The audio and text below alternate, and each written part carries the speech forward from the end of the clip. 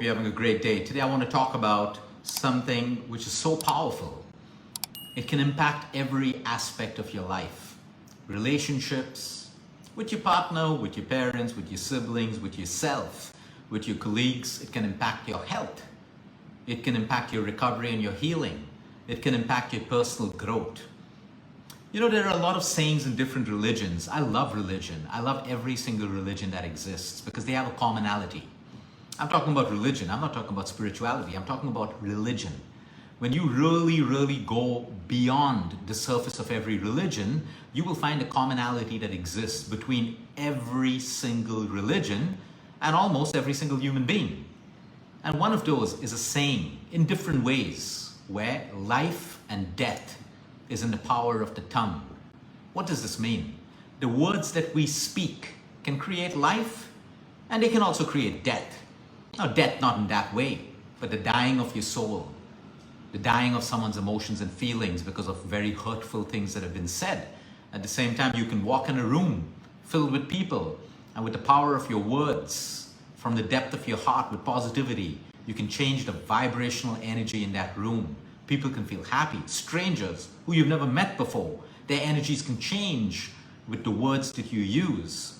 You can walk into that same room and use negative words, and you can decrease the vibrational frequencies of everyone in that room. That is the power of words, which is why it's so important that we choose our words when we speak. It's difficult because today we live in a world where there's chaos, we get provoked, we're short-tempered, our mind is full of stuff, so we react sometimes, say things that we don't mean. Most people, there's a whole load of other people who are really evil. They actually say things to really, truly hurt you. But most people say things because they're hurt. You know, hurt people hurt people. So if you're very hurt, you may hurt someone else by using your words or by using your actions. But most people, they really regret the things that they say after a while. They say, oh, I wish I was not angry. I wish I didn't say that. I wish I could take it back. And there are some people who are evil, downright. They say bad things to make you. They know that their words can mess with your head, can mess with your heart, can mess with your feelings, emotions, your health, and everything else. Anyway, today what I wanted to talk about is a word called receiving. You see, most people are trying to get all the time. I'm trying to get rich. I'm trying to get a six-pack. I'm trying to get a size 0 figure. I'm trying to get that fancy car. I'm trying to get famous. I'm trying to get respectful. I'm trying to get respected by my children. Everyone's trying to get. Power of words, your self-talk, the words that you use become seeds that you plant in your subconscious mind. Every word you say, whether you mean it as a joke or not, is planted in your subconscious mind. That seed will grow the way it's meant to grow. You plant more negative seeds, get more negative thoughts, negative feelings, negative life experiences. Those seeds attract more negativity. You speak things which are beautiful, valuable, of power, of intent, of impact, positive. You plant those seeds, you sprout those thoughts, and you begin to feel exactly what your thoughts really are. The word that I want to put in your mind today is, how do we shift from getting to receive? How do we receive abundance? How do we receive wealth? How do we receive great health? You may be very sick right now, but how do you start to receive health? How do you start to receive love in your life, care, understanding, everything that your heart desires? How do you start to receive it? Receive doesn't mean it's an energy that you do no work at all. You still got to put in the work. Everyone's got to put in the work, period. A lot of people think manifestation, visualization, receiving, you just got to think about it and it's going to come to you. Nope. You got to do the work. You have to do the work. You got to make the sacrifices. You got to put in the suffering, whatever it takes. But you got to hold a close intent and a clear, crystal clear intent of what it is that you want.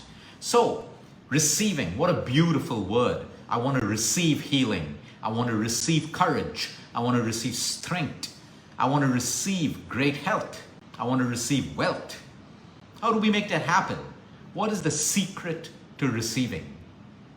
The secret to receiving is removing the conditions that you put. I will only feel happy and go out when I lose weight. I will only remove my shirt on the beach when I have a six-pack. I will only wear a bikini when my figure is better. I will only start feeling happy when my bank balance has $1 million. I will only start doing this when I get this. Conditions, conditions, conditions, conditions. I will only start healing when I get the best doctor. I will only start listening to my nutritionist when he or she tells me this. No. You've put blocks. Every condition that you put is a block that you put in your subconscious mind. And blocks are real. We know that. There are blocks on the road that create traffic jams.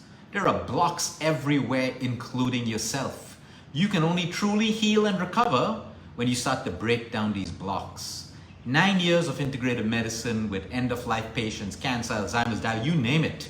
Okay, yes, nutrition is important. So is exercise. So is sleep. So is emotional wellness. But the one obstacle to everyone's healing or getting better are the blocks that they've created for themselves mentally and emotionally, which have now become blocks in their subconscious mind. And not even the best nutrition or the best medicine in the world can ever work to its full capacity if these blocks are not broken down. So now we shift into an energy of receiving. And the secret of receiving is allowing yourself to surrender those conditions so that now you can be in a new energy, an energy of receiving, an energy of ease. When there's ease, there's harmony. When there's chaos, there's disharmony. The human body, nothing can work. Manifestation, healing, recovery cannot work when there is disharmony. So as we surrender the conditions that we've put, we surrender the conditions. We don't have to surrender the actions that we need to take. As we surrender the conditions, we automatically move into ease. So why is surrender so beautiful? Because you surrendered your problem to your God, to the universe, to your spiritual part, whatever it is. And now you can live with harmony and ease because you know your burden is being taken care of. That is why surrender is so beautiful. So now as we surrender the conditions that we've put, fine, continue to work on your six-pack. Continue to work on your size 0 figure. Continue to build $1 billion company if you want. Continue to find that love that you want and wait for that perfect love. But remove the conditions. Remove the conditions so that you move from getting to receiving. When you receive, your heart center opens up. You are open to receiving energies. When you're getting, you got blocks. So even if there is love coming into your life, you can't see it or you can't feel it. It's blocked. Even though you may be getting richer and richer, your money is growing, you can never see it, you can never feel it because abundance is not a number. Abundance is a state of feeling. You can have little but yet feel abundant and rich. You can have a lot and yet feel poor. So it's an energy that we create. And what's the next rule of receiving? You can never receive if you feel unworthy of receiving what it is that you want to receive. So if you made mistakes in your past relationships and now you feel unworthy that no one should ever love me because I did this, I was that person, you're never ever going to get love in your life. Just because you messed up your previous business or made a mistake in your job and maybe you didn't get what you wanted, but now you believe you're unworthy of receiving success. You're unworthy. One promotion didn't work out for you. You feel you're unworthy of getting promoted in the future. So you see, these are conditions. Unless you change and you start affirming and believing that you are worthy. You're a human, you made mistakes. Okay, some of them were grave, some of them were not so grave. You failed, it's okay. It's not the end. No one said it's the end. You did. You did when you put a condition of feeling unworthy. So if you feel unworthy and the moment you get cancer and say, oh, it's all my karmas, I'll surrender to my karmas. That's it. That's exactly how your life's going to be. Fine, there may be karmas, there may be not. There may not be karmas. There's no one who can tell you whether it's your karma. There are people who can speculate. When people don't have an answer, they blame it on your karma. It may be true. Do you ever know it's true? Just because a spiritual leader or someone of a religious nature tells you it's your karma, do you believe blindly? You know the amount of scams in the spiritual world today? I have patients who are suffering because some guru in North India or South India told them that your suffering is this and you must suffer through this. Don't take medication, don't do anything. Go through the suffering and you'll heal. And they come to us last stage. Okay? With spirituality comes common sense. Okay? You don't blindly throw yourself on a spiritual path and don't use your own wisdom and intuition. You are a spiritual being. You have God within you that has a voice that's telling you what to do and what not to do. If you blindly close your eyes because you are scared of making a decision because you don't want to face the consequence, so you dump it on your guru or you dump it on some religious leader who now all of a sudden has all the answers to your life, but you ain't getting better. It's good to have faith and belief, but it's also good to have common sense. So when you open yourself to receiving, you receive the wisdom of the universe. You receive little messages that tell you what to do, what not to do at every point in your life. It is called your gut instinct. It is called your intuition. And everyone has that. You're a gift of God. You have God within you. Your partner has God in you. Your enemy has God in you. Everyone around born has a little bit of God in them. It doesn't make them God. The criminal in jail right now still has a little bit of God in them. The point is that I'm trying to make you open yourself to receiving. And to do that, you drop the conditions and start to feel worthy of yourself. I see so many beautiful men, women, young girls and boys who believe they're not worthy of love because they failed in love once or twice. They made mistakes or their partner made mistakes. Everyone's human. Everyone is entitled to making mistakes. Whoever said it's got to be perfect? Are you perfect? Are you without mistake? Are you without sin? Are you without fault? The answer is no. You know it, even though you might want to be self-righteous and show it. You know it. You know all the times you sinned. Maybe it's not as grave as other people, but the message is you are not perfect as well. So if you are expecting perfection and a life without troubles, when you yourself have that in you, right then, your mindset is wrong, your belief system is wrong, and you can never attract what you really want. So the point is to feel worthy for whatever it is that you want to receive.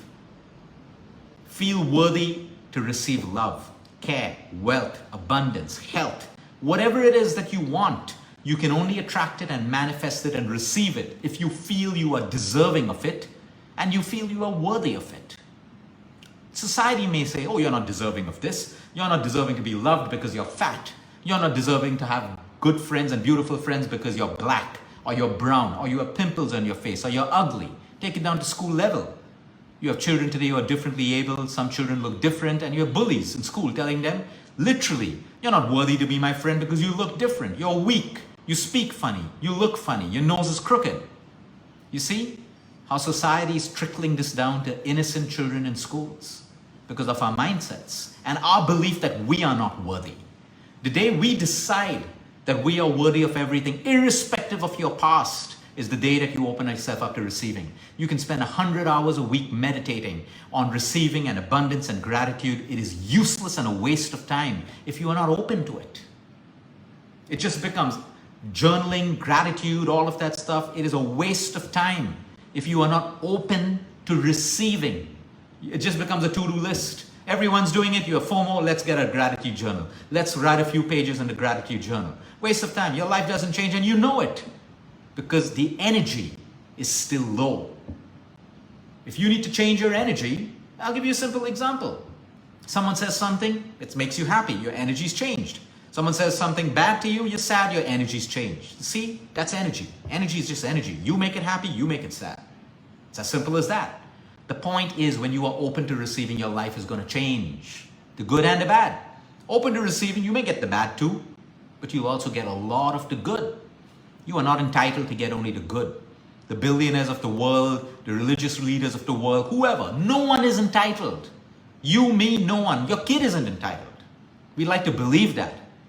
And because we believe that, the moment it doesn't go the way it's supposed to, we're depressed. We emotionally crumble as a society. How could it happen to me? We label ourselves as depressed. You just had a breakup. Suck it up and move on. You have a chemical imbalance, take help. Go to a psychologist. Take the meds that you need. It's needed. You need chemicals if you have an imbalance, period. But for everyone, suck it up and move on. Suck it up and move on. You didn't get the promotion. Suck it up and move on. You don't have to be depressed for that. If you are, it's okay. Some people are like that. Take help, but you are responsible to get out of it. Not your therapist. It's you. So now all of this can change when we open ourselves up to receiving. And for that, you got to surrender the conditions that you've put. And you have to move from feeling unworthy to worthy. Receiving is what you get for being who you truly are. When you are living your authentic self, who you truly are, you open up the doors to receiving the divine grace, divine gifts, whatever it is. When you're trying to beat 10 other people, you've shut every single door. And you receive and you get what you receive by being who you truly are. Try this out for a week. Just be who you are. I can guarantee you. So if this means you need to be out of society because people are going to judge you, be out of society. Don't go partying, don't go out. Be at home for a week, but be who you truly are. And I can guarantee you there will be not one person who says, Luke, I feel better. I feel better, but I got to put on these masks and be this because it's society. I understand. We all wear masks. I understand. But don't get lost behind the mask that you wear because that ain't you. And if you want to move into receiving, you got to be who you truly are. Yes, we got to wear masks. I got to wear masks when I walk into a hospital. When I speak to a doctor in the US, I have a different mask. When I speak to a doctor over here, I have a different mask. But those masks are necessary as long as we're not building facades and masks to make people believe that we're something else. I'm speaking to a teacher, I have a different mask. I'm speaking to a student, I have a different mask because you got to come down to that particular level, move to that level, adapt. All of that is fine. But we don't wear masks because we want to be accepted, because we don't like who we are. The moment you do that, you're creating disharmony. You are disaligning yourself from the spirit. This is you, the spirit. And this is you trying to be someone else, away from the spirit. In that space, you have conflict, you have misery, you have sadness, you have jealousy, you have all of the negative emotions that make you feel miserable every single day. So when you stay in the energy of knowing that receiving requires absolutely no physical energy, it needs only intention and surrender of the conditions. And you do your work. You got to do your work. You put an intention, do the work. You put an intention, make the sacrifice if life requires you to make the sacrifice. Suffer if you have to suffer. It's all part of the game. No one got anything truly without suffering, without sacrifice. Today you have a whole group on social media that, oh, why should I sacrifice? Why should I do this? Why should I do that? Don't do it. That's why there's no value in society today. People want, Luke, what's the quickest way to get a six-pack? Luke, what's the easiest way to make money? Luke, what's the easiest way to sleep? And I ask them, why easy? Why can't it be difficult? Why can't you suffer a little bit? Why can't you sacrifice a little bit? Because if there is no suffering and sacrifice, there's no value. If it was easy to get a six-pack, everyone would have a six-pack and there would be nothing great about it. Easy come, easy go. If everyone was making money quickly, there would be no value anymore. There has to be suffering and there has to be difficulty in achieving things that are of value. Remember that.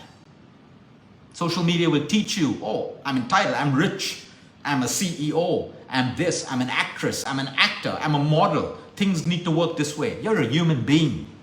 You're just a human being. I respect you for being a CEO, I respect you for being XYZ, but you are a human being like everyone else. And you're not entitled to anything. Anything. You can get the goods of life, you can get the bads. You can get the sadness, you can get the happiness. You can get the disease, maybe you'll get health. But every human being gets that, irrespective of your position or your bank account. So remember that. And that's why you want to move to a space of receiving. And to do that, surrender all the conditions. Number one. Number two, feel worthy of receiving what it is that you want. Number three, move to an energy knowing that receiving requires intention, the work, and surrender. Have a great day, everyone. Until next time, eat smart, move more, sleep right, breathe deep, and remember, you care is all about you.